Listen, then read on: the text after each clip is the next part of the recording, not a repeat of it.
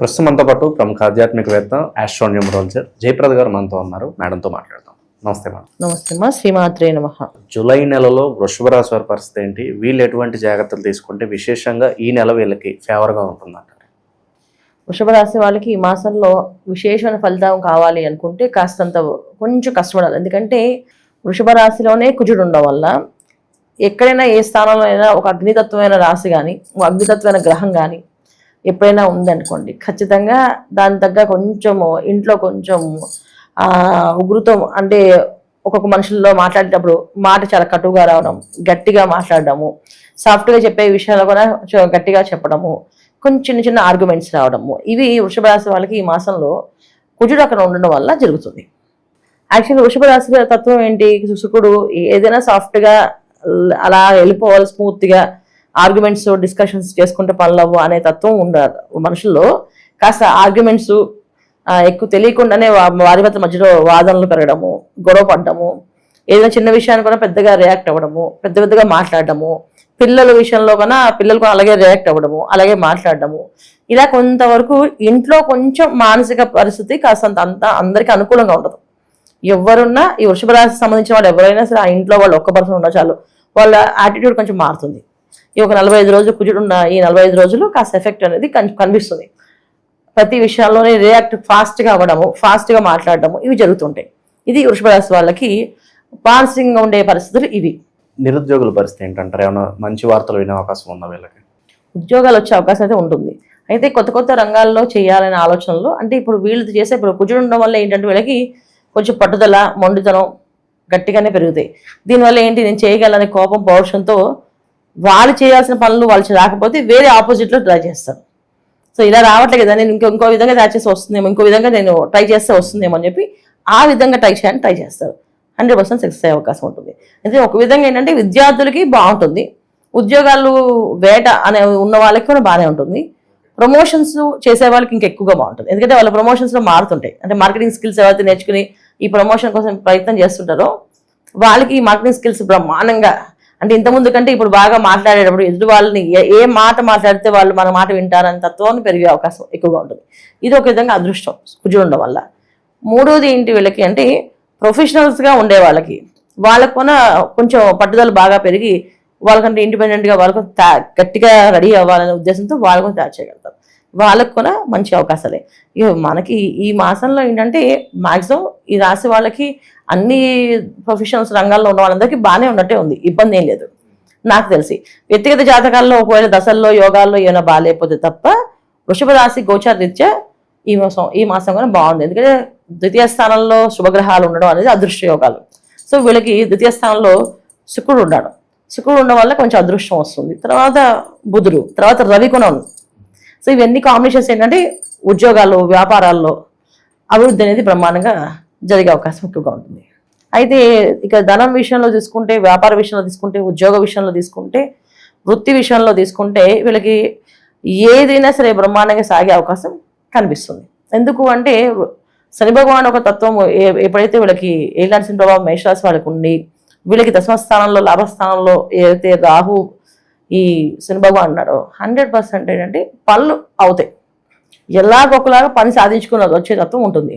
ఇంకొకటి ఏంటంటే ఈ రాసాధిపతి ఎవరైతే శుక్రుడు ఉన్నాడో ద్వితీయ స్థానంలో ధనస్థానంలోకి వచ్చాడు. దానివల్ల ఏంటంటే డబ్బు రావడం అనేది ఈజీ, కానీ ఆ డబ్బు ఖర్చు పెట్టేటప్పుడు ఆలోచించి ఖర్చు పెట్టాలి. ఎందుకంటే ఒక్కొక్కసారి కొంత డబ్బు మన అధిక ఖర్చులు అయినప్పటికీ కూడా వివాహాలు అయ్యాయి, అధిక ఖర్చు అయినా బాధలేదు. గృహప్రవేశం, ఇల్లు కొనుక్కున్నాం, అది అధిక ఖర్చు కింద వస్తుంది.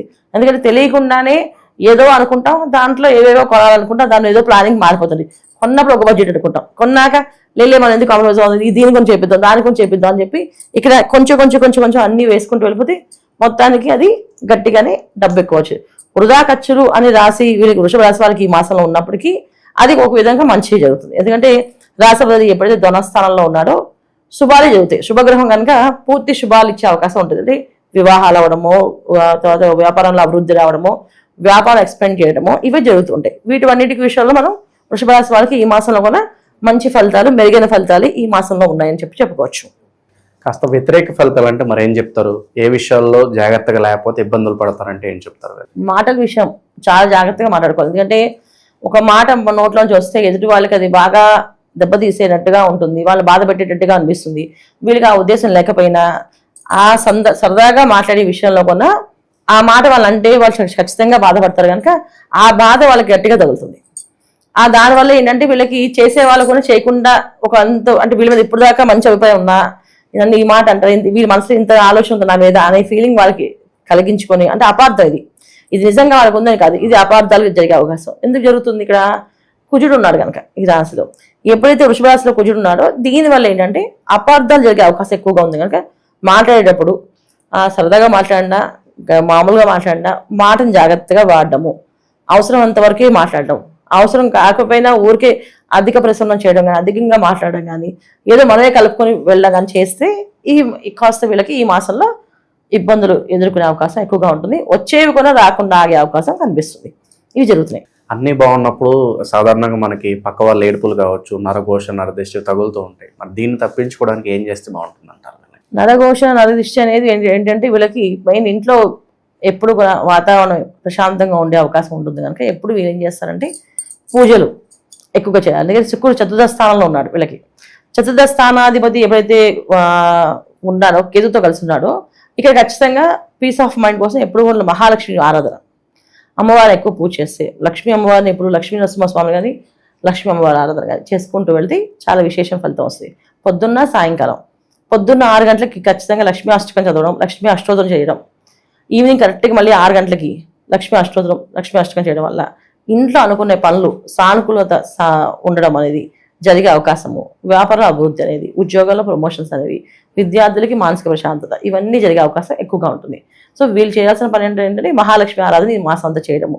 తర్వాత వచ్చే గురు పౌర్ణమి ఏదైతే ఉందో గురు పౌర్ణమి రోజున విశేషంగా ఆ రోజు అందరికీ పేదవాళ్ళకి అన్నదానం చేయడం ఎక్కువ. వీళ్ళు ఎంత క్వాంటిటీ చేయగలితే అంతమందికి, అంటే మేము 10 మంది చేయగలం 10 మంది చేయండి, 100 మంది చేయగలం 100 మందికి చేయండి, లేదు 1000 మంది చేస్తాను చేయండి, శుభ్రంగా చేయండి. దీనివల్ల వీళ్ళకి అన్నశాంతి ఎప్పుడైతే జరుగుతుందో అనుకున్న కార్యక్రమాలు అన్ని కూడా విజయవంతం అయ్యే అవకాశం కనిపిస్తుంది అనమాట. ఇది చేసుకోవాలి వీళ్ళు. ఎటువంటి క్షేత్రాలకు వెళ్తే బాగుంటుంది అంటారు వీళ్ళు? మహాలక్ష్మి అమ్మవారి అనుగ్రహం కావాలి ఈ మాసంలో వెళ్ళాలి అంటే దుర్గాదేవాలయం, కొల్హాపూర్ మహాలక్ష్మి అమ్మవారి ఆలయము ఇలా వెళ్ళచ్చు శుభ్రంగా. లేదా మనకి దగ్గర ఉన్న దుర్గా అమ్మవారి దేవాలయానికి ప్రతి శుక్రవారం వెళ్ళడం వల్ల చాలా విశేషమైన ఫలితాలు కనిపిస్తుంది. ఓవరాల్ గా ఈ రాశి వాళ్ళందరికీ నెల ఎలా ఉండబోతుందో మంచి విశ్లేషణ అందించారు. ధన్యవాదాలు. నమస్తే శ్రీమాత్రే నమః.